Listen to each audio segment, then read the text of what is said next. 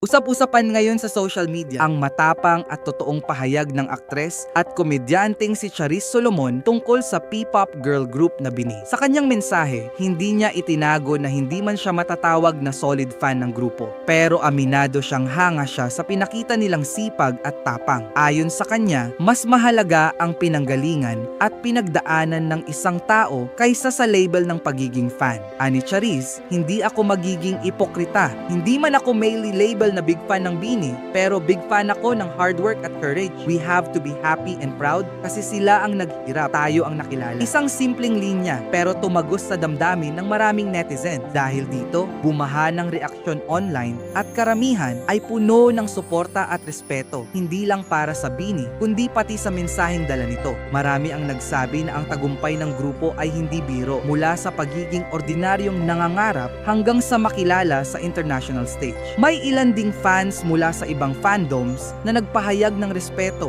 kahit hindi sila direktang supporters ng grupo. Para sa kanila, hindi dapat gawing dahilan ang fandom para mag-away. Sa halip, dapat ipagdiwang ang tagumpay ng kapwa Pilipino. Isa sa mga tumatak na komento, kahit hindi ka fan, hindi maikakaila na ang BINI ay bunga ng sipag, tiyaga at paninindigan sa pangarap. Hindi raw ito kwento ng instant fame, kundi kwento ng mga taong nagsimula sa wala at unti-unting umangat. Sa huli, ang mensahe ay malinaw. Ang tagumpay ng BINI ay hindi lang para sa kanila, kundi para sa buong Pilipinas. At kung gusto ninyo ng mga balita at trending na usapin sa social media, huwag kalimutang i-follow at i-like ang aming Facebook page para lagi kayong updated. Salamat po!